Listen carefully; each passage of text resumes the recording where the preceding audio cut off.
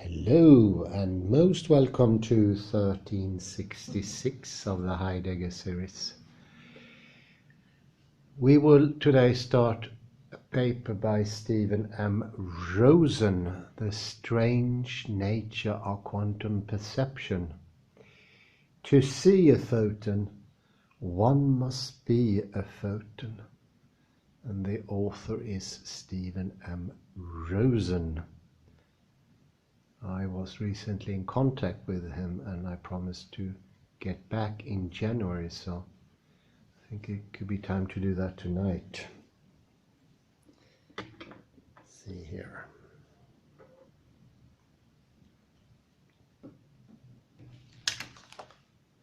Let's start with the abstract.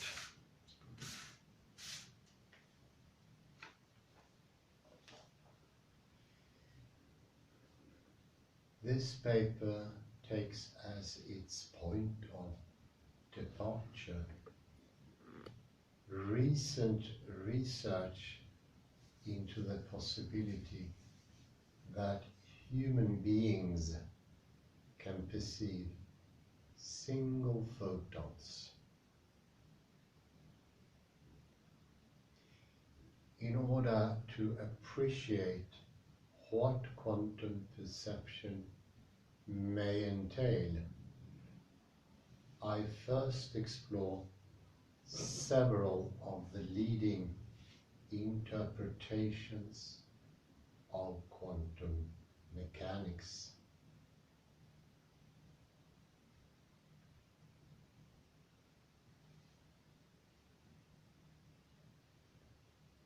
Then consider an alternative view based on the ontological phenomenology of Maurice, Merleau-Ponty and Martin Heidegger.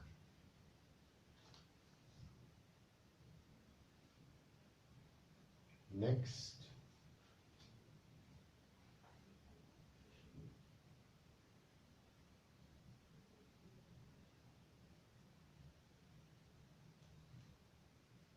the philosophical analysis is brought into sharper focus by employing a perceptual model, the Necker cube, augmented by the topology of the Klein bottle.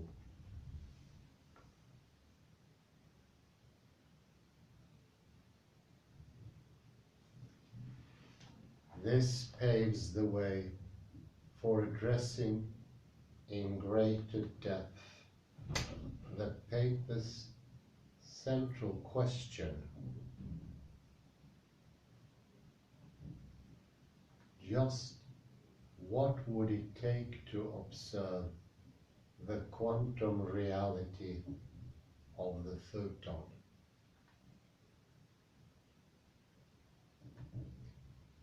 In formulating an answer, I examine the nature of scientific objectivity itself,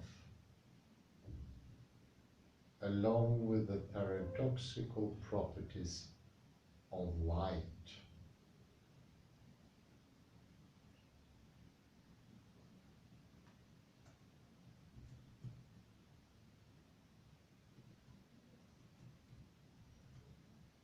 The conclusion reached is that quantum perception requires a new kind of observation.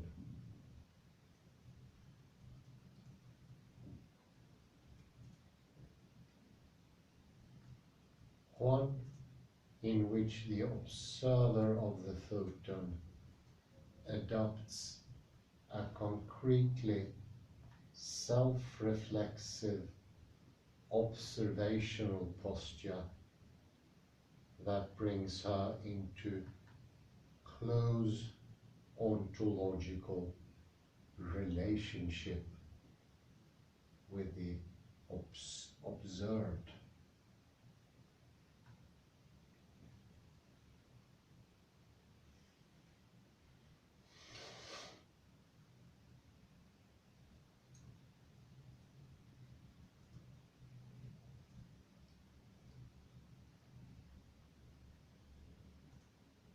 For many decades, it has been suspected that the human visual system is sensitive enough to be able to detect single particles of light.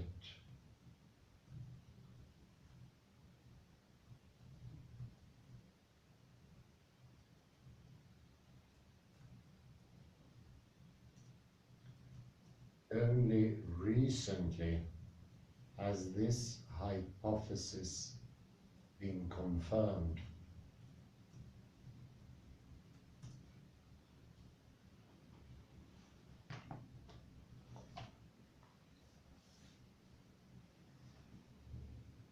Using a quantum light source capable of generating individual photons, Tinsley, Molodtsov, Prevedel, Wartman, Espiligepo, Lowers and Vaziri demonstrated that human beings can indeed detect solitary photons.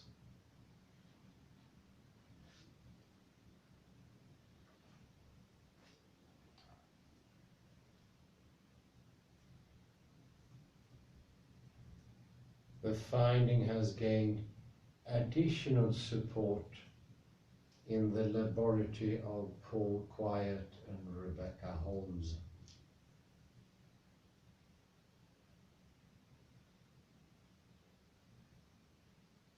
It is noteworthy that researchers pursuing this line of investigation have not limited themselves to verifying the detectability of single photons.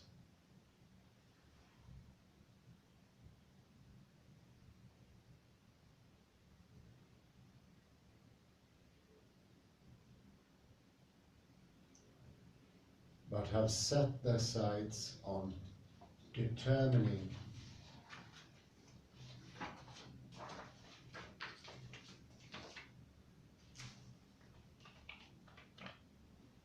whether human vision can be pushed even further in the attempt to probe the very foundations of quantum mechanics.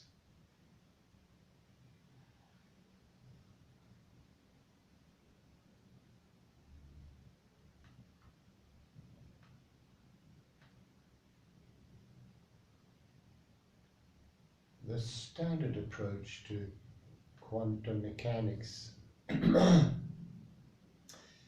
is the Copenhagen interpretation.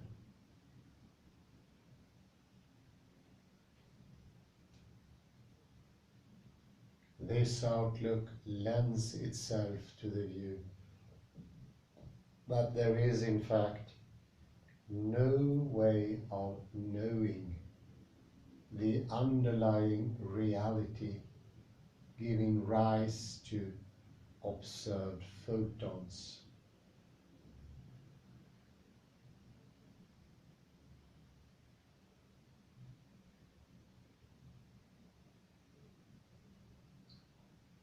The Copenhagen interpretation does posit a probabilistic quantum wave in which particle states are superposed.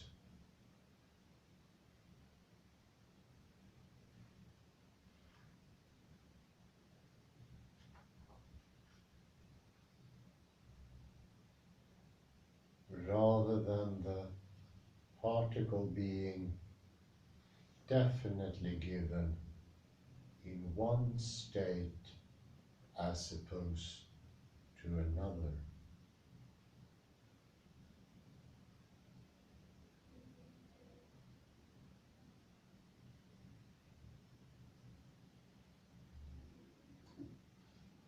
When the particle is observed, the wave collapses.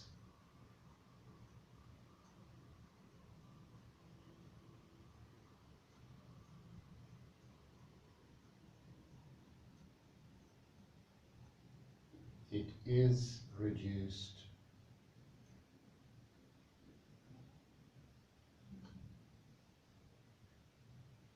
so that the particle now appears in just a single state.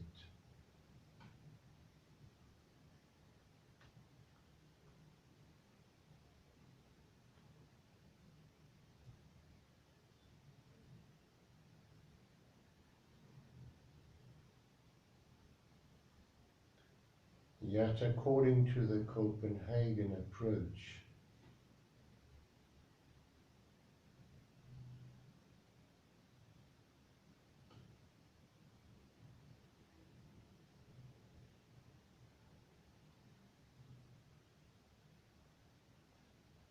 the quantum probability wave has no physical reality per se,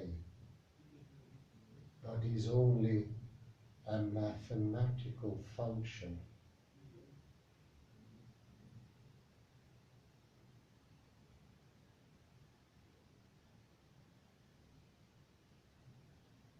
On this view, the wave does not exist in a concrete sense, but is merely the form taken by the abstract equation.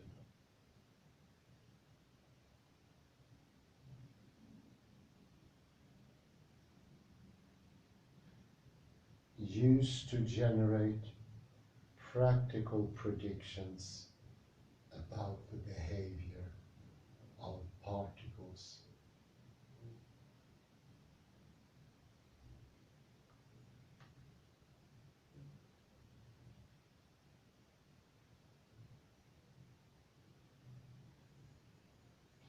Nevertheless, research efforts such as those reported by Anathaswamy would challenge the Copenhagen interpretation by exploring the possibility of actually observing the quantum wave.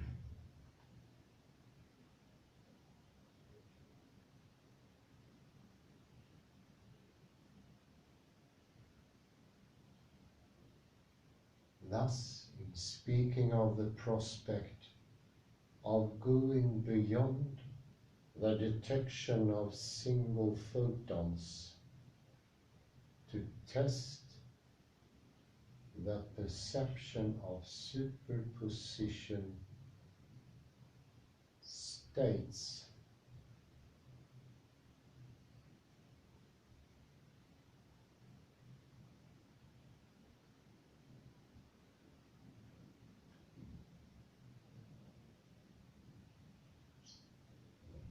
Holmes et al.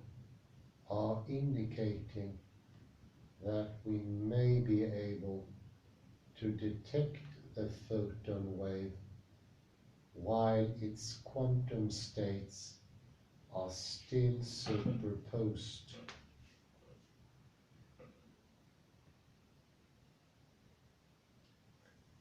Before the wave collapses to give mutually exclusive states.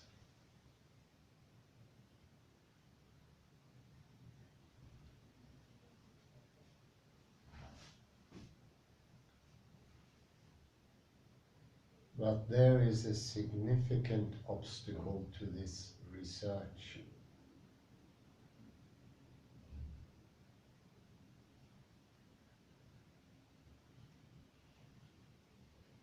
For it is by no means certain that a photon transmitted to the eye of an observer will actually register in the retina and be sent on to the brain for perception.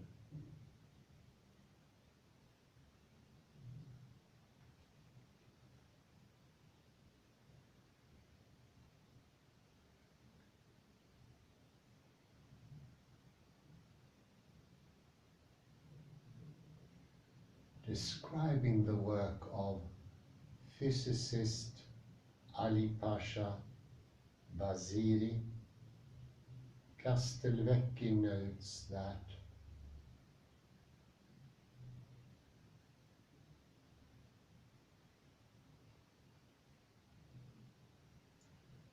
more than 90% of photons that enter the front of the eye never even reach a rod cell,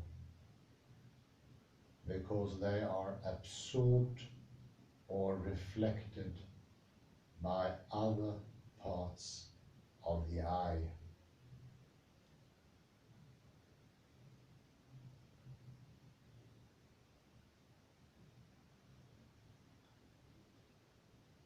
Other experiments with single photon detection encounter the same kind of drawback.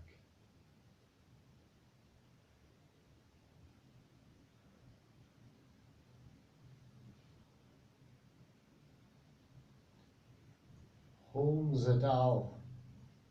Sum up the problematic nature of these studies.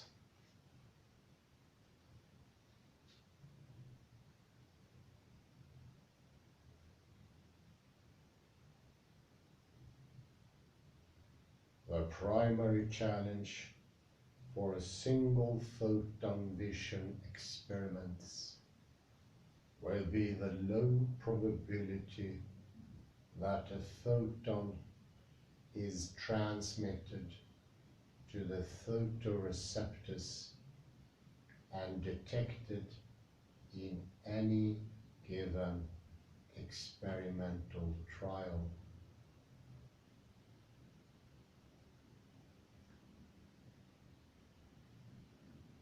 And the corresponding requirement for a very large number of experimental trials.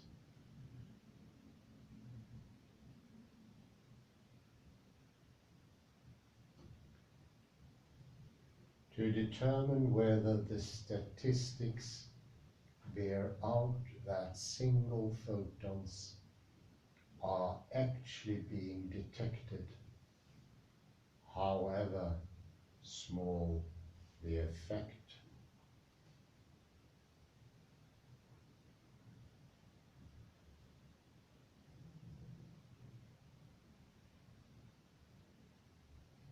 In experiments such as these,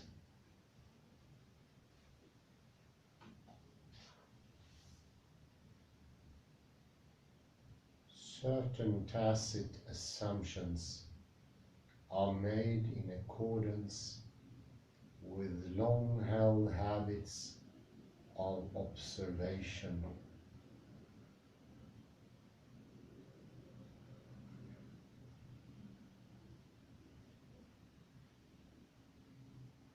Whether hoping to observe a photon in a single state or as the superposed photon states of the quantum wave.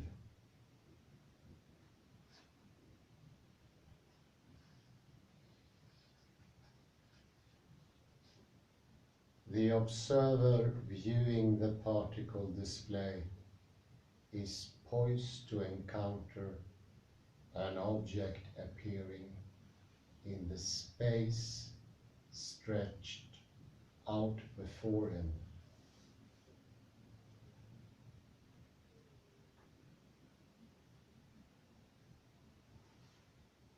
The observer's implicit posture is thus externally oriented. 。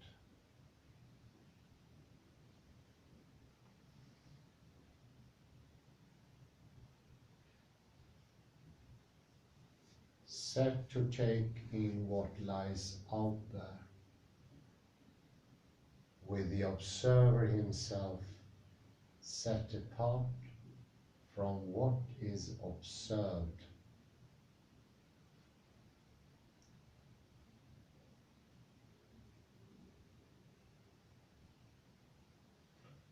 This is how we normally take things in.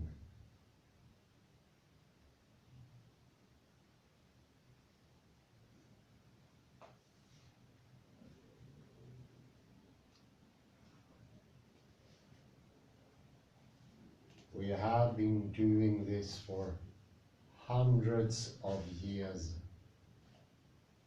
both in everyday observation and especially in empirical science.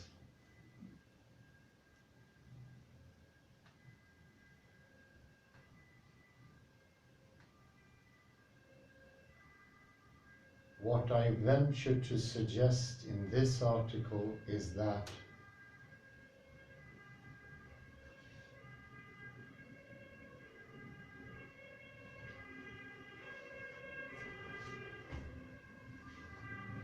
while we might indeed come to effectively observe the quantum substrate underlying the photon,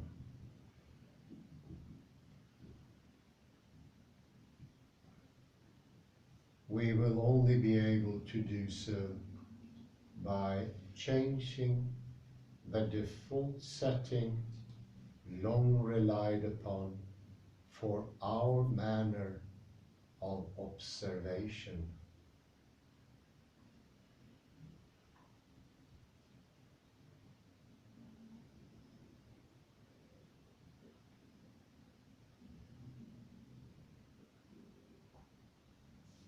Before we can fully appreciate what quantum perception might entail,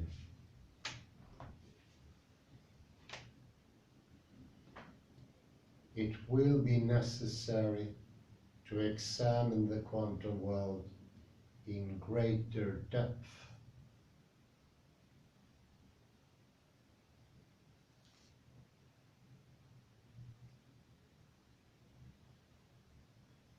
Below, I explore various interpretations of quantum mechanics and their philosophical implications.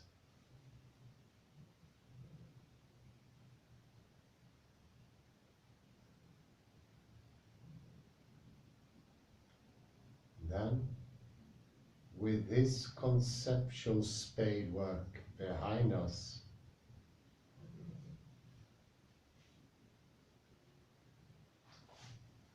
I offer a specific model of quantum perception that eventually leads us back to our ultimate question of just what is required for observation of quantum reality.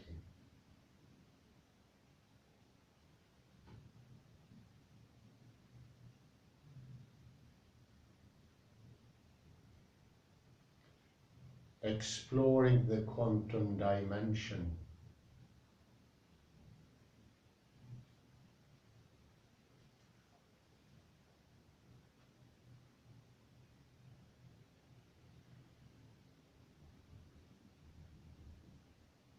In a 1964 lecture, physicist Richard Feynman famously declared, "I think I can safely say that nobody understands quantum mechanics."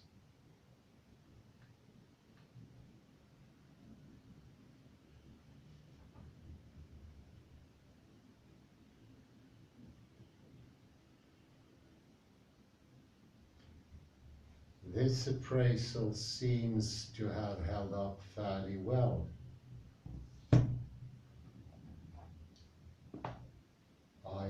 noted above that the minimalist Copenhagen interpretation is the standard approach to quantum mechanics.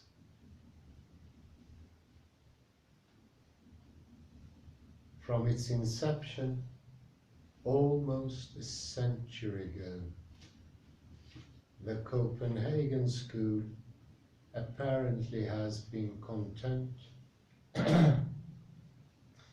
to leave open the question of what quantum phenomena actually mean.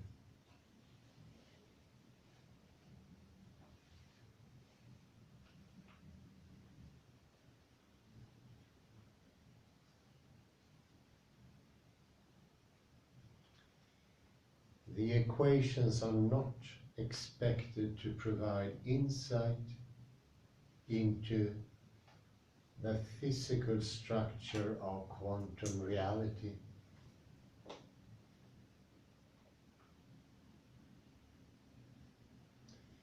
But only to effectively predict particle behavior.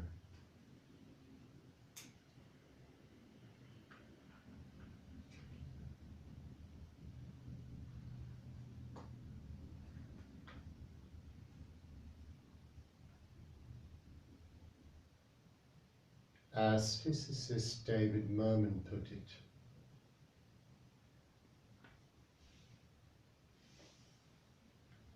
if I were forced to sum up in one sentence what the Copenhagen interpretation says to me, it would be, shut up and calculate.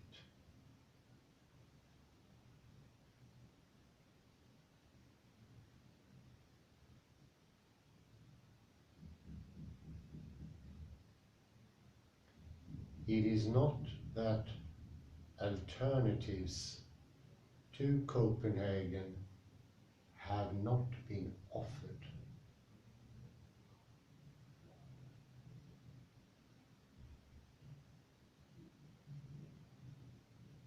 The proposal include a range of mind-independent views of the quantum domain, such as Everett, many worlds interpretation,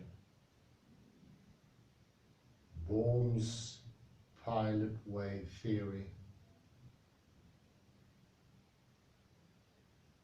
and the more recent Girardi-Rimini-Weber observer-independent model of wave collapse.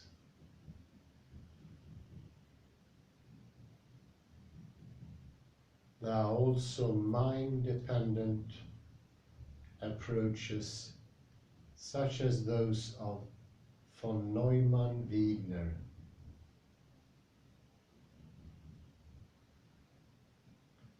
Nevertheless, after many decades, the Copenhagen interpretation still reigns supreme.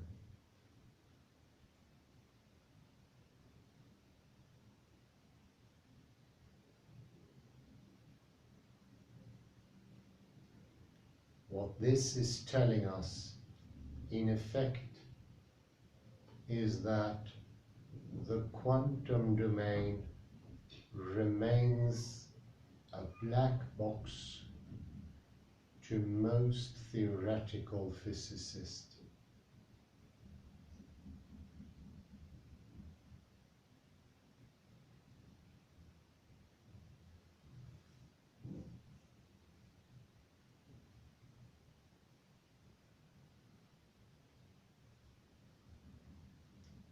It is telling us what Feynman told us 50 years earlier, that a widely accepted understanding of quantum reality has not yet been achieved.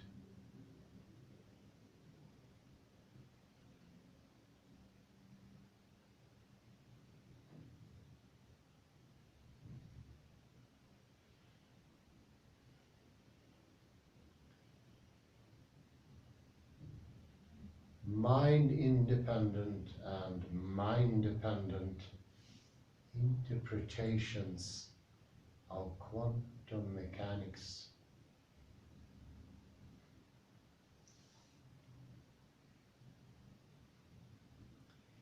Let us take a deeper look at the Copenhagen interpretation. Is it actually as non-committal as it claims to be with regard to the nature of quantum reality?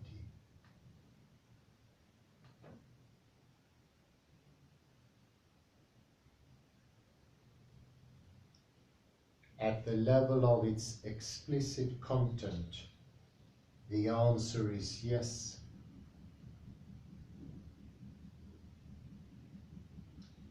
Advocates of Copenhagen maintain their silence on the quantum phenomenon per se.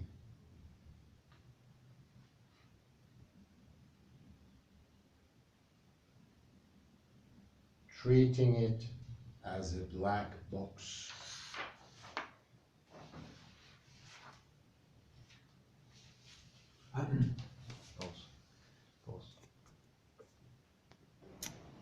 Sorry about the interruption here. We were casted out of our humble abode. I will continue approximately where I left off, page 232.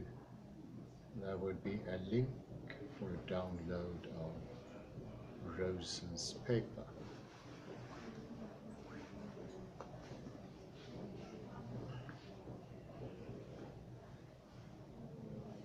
However, when we consider the form taken by Copenhagen mathematics, we see that it implicitly enforces the same paradigm that underlies mind-independent, objective, realist interpretations of quantum mechanics.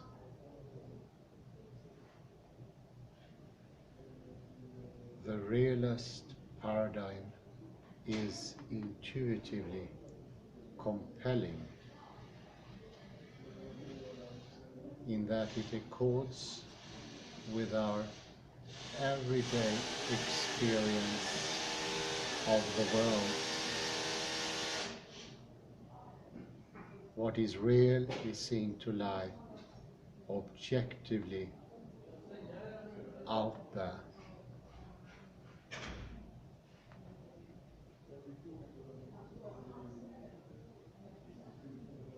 In space, existing independently of the subject who perceives it.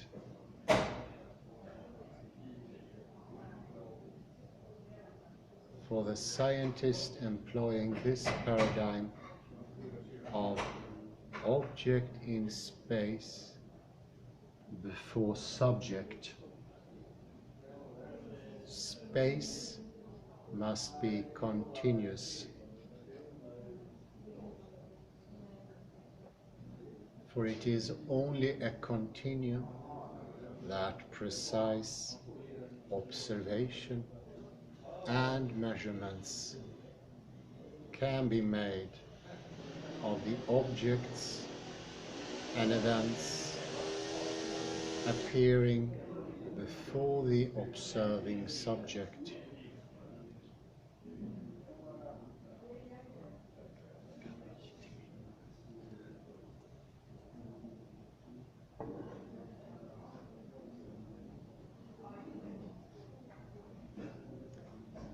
The inherent discontinuity we find in quantum phenomena calls objective measurement into question, since it implies that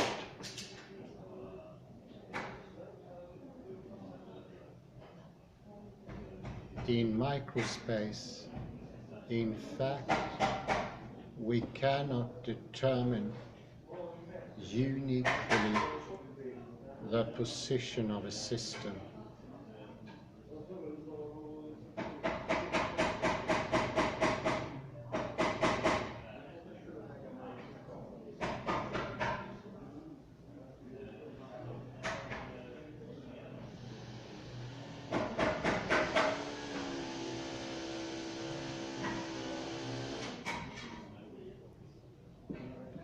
How does quantum mechanics respond to this challenge?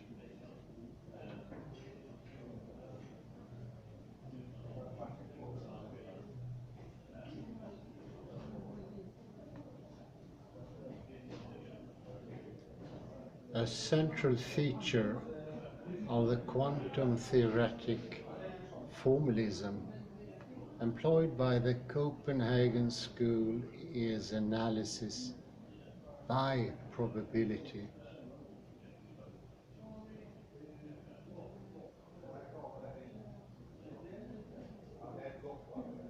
When quantum mechanics was confronted with the inability to precisely determine a particle's location in space,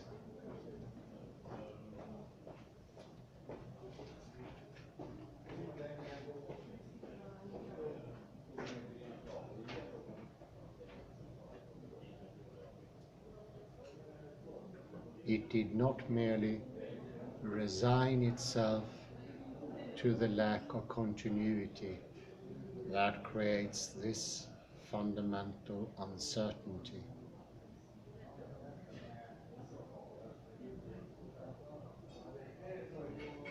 Instead of allowing the conclusion that a microsystem in principle cannot occupy a completely distinct position,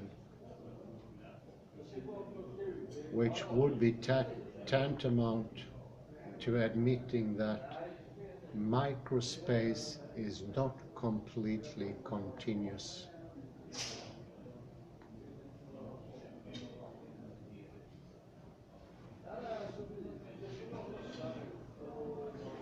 A multiplicity of continuous spaces was axiomatically invoked to account for the probable positions of the particle. It is locally here with a certain probability, or there with another. This collection of spaces is known as Hilbert space.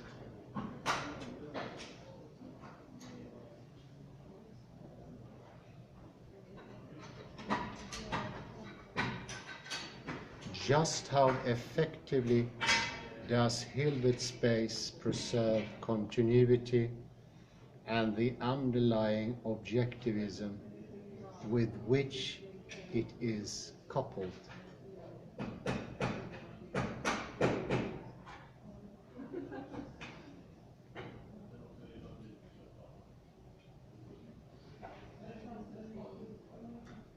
Each subspace of the multi-space expression is made continuous within itself to uphold the mutual exclusiveness of the alternative positions of the observed particle.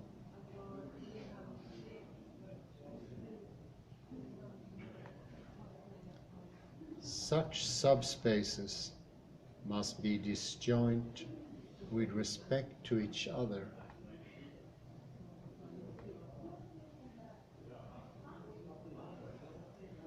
Their unity being imposed externally by fiat.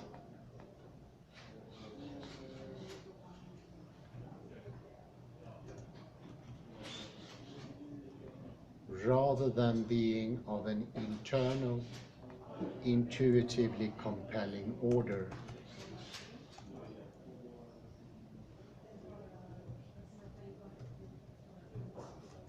So in the name of maintaining mathematical continuity,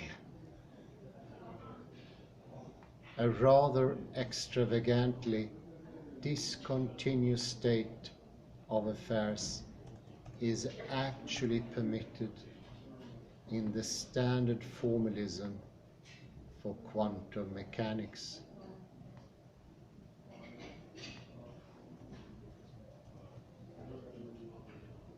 An indefinitely large aggregate of essentially discrete, disunited spaces.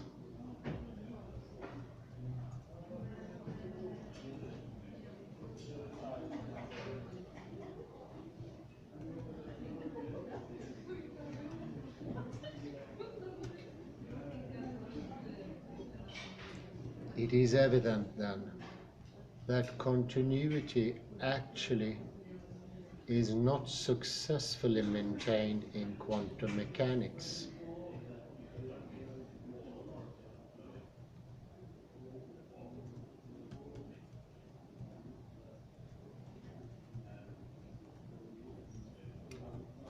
Despite the artificial semblance of it, on the subtler level of the form that quantum theory takes, continuity is denied.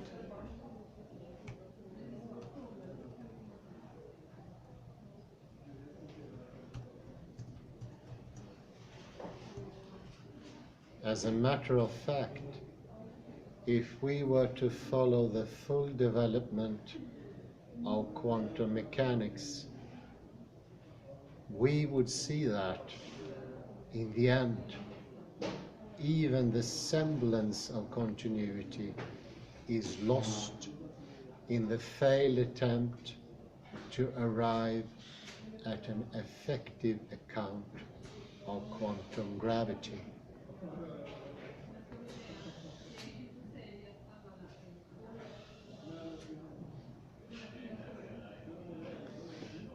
For at the submicroscopic scale, where the challenge of unifying the quantum forces with gravitation is played out,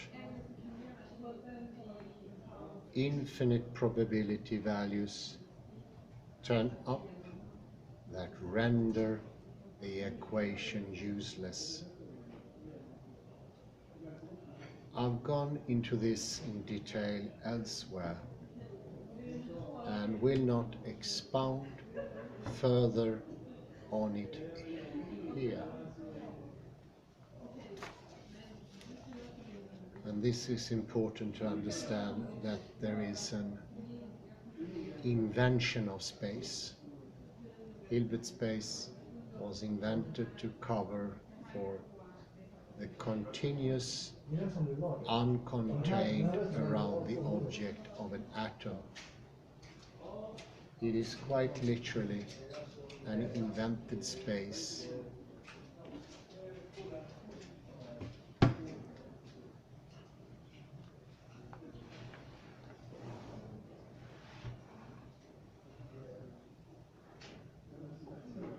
If the implicit objectivism of Copenhagen mathematical program undermines the ability to adequately account for phenomena that do not conform to the expectations of objective realism.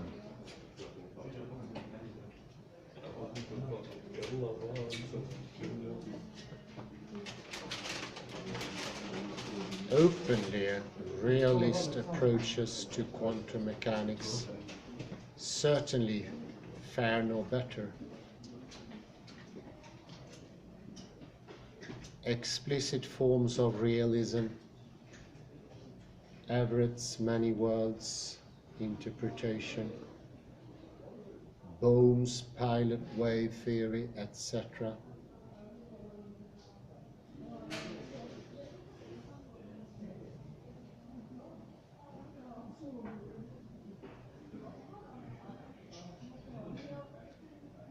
in adhering to the paradigm of object in space before subject, thus can shed little light on the meaning of quantum reality.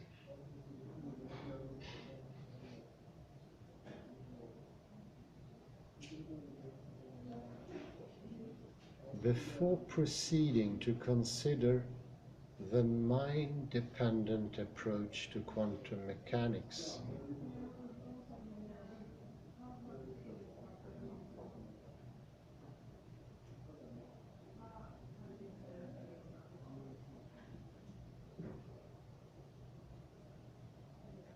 I want to emphasize that the microphysical challenge to classical continuity is at once a challenge to the separation of subject and object.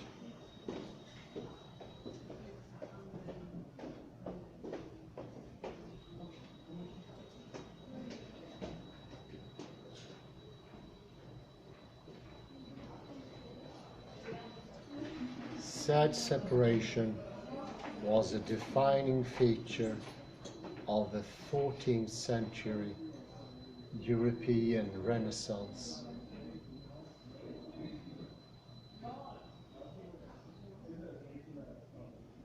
What the Renaissance brought forth was not only the emergence of a new space, the continuum,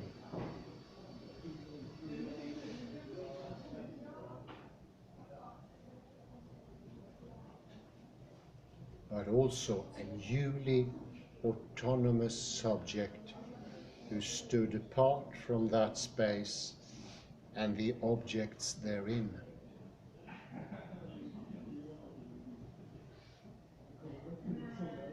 This is reflected in Descartes' dualistic philosophy, which posited the object as res extensa,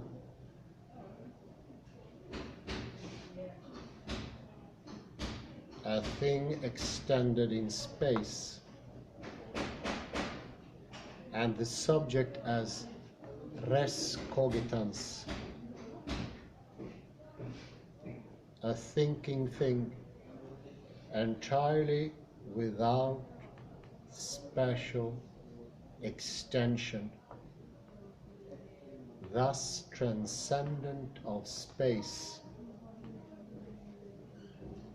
And I have to add myself, merely 2 centuries later, it was redeemed to be non-existent. The soul was gone, because how it was perceived already by Descartes.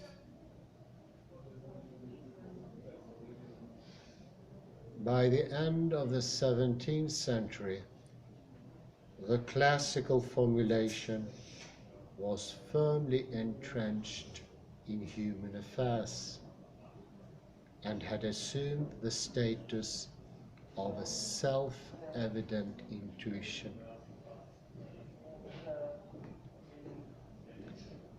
All human perception was now generally organized in terms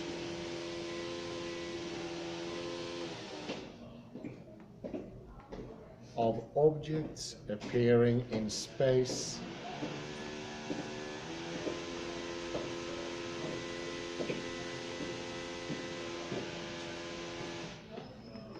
before the gaze of detached subjects.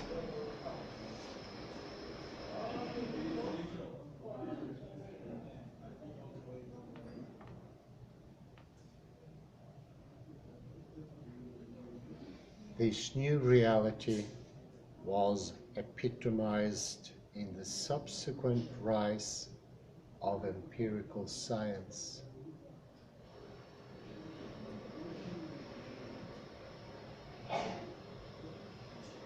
Here, the spatial continuum rendered the object precisely measurable while at the same time the object was divided from the transcendent subject who performed the measurement as if from outside of space.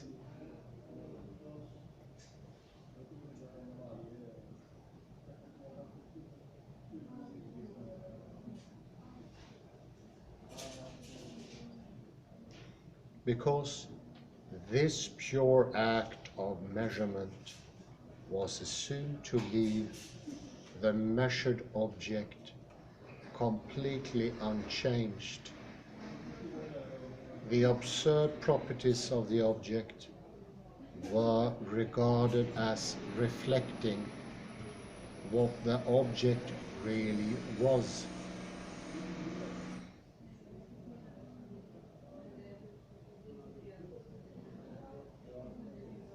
Independent of any distortive influence, less pristine, space-bound observer might exert.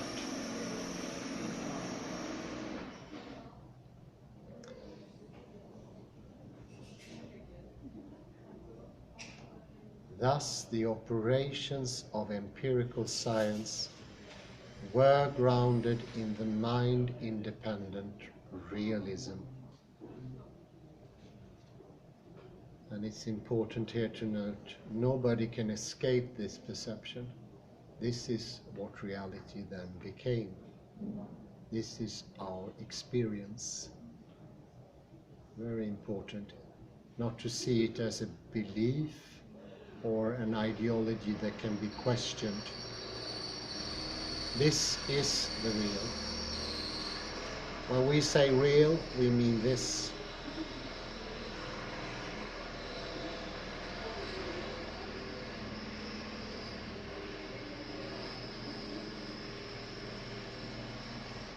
I really hope these disturbances are not too, well, it's a good thing to have tested the microphone.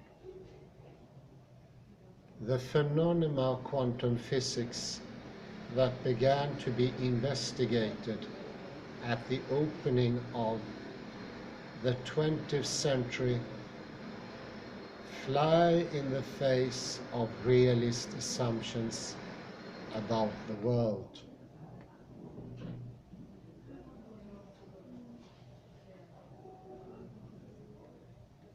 The microphysical loss of continuity is accompanied by a merging of subject and object, wherein the subject can no longer be taken as detached from a special continuum within which objects are contained.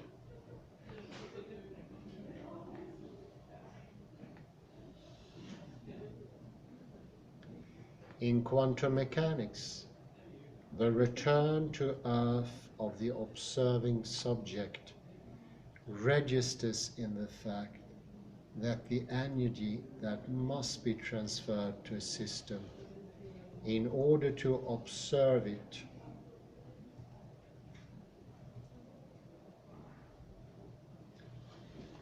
disturbs that system significantly.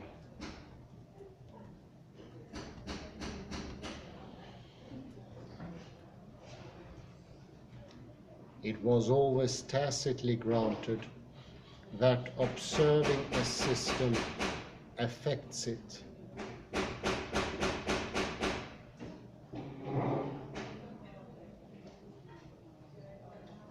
But the influence is negligible in macroscopic interactions and therefore could be overlooked in the classical idealization of the observer.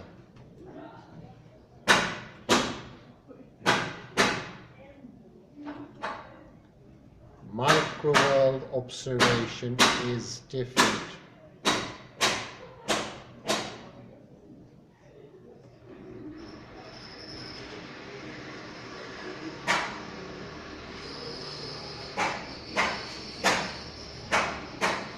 Here, the idealized aloofness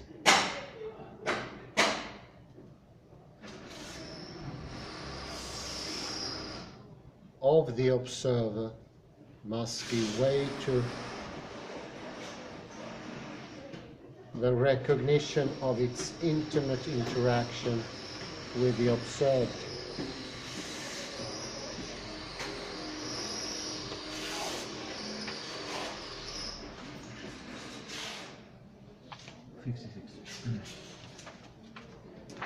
Just gonna make a little summary here.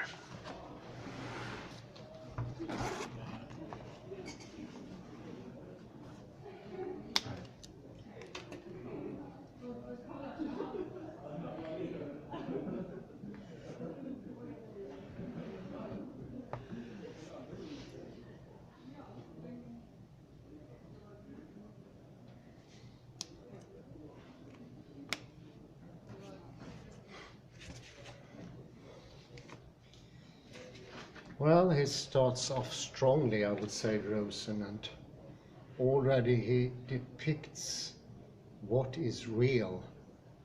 We must remember that realism is something that is very hard to define, but it can be actually pinpointed, as Rosen here does. It needs that first that the sort of surrounding understanding is established, and then you get it. Also, it's absolutely incredibly important to realize this is the world. And after the 18th century, that was the world for everyone. They did not have to be in communication.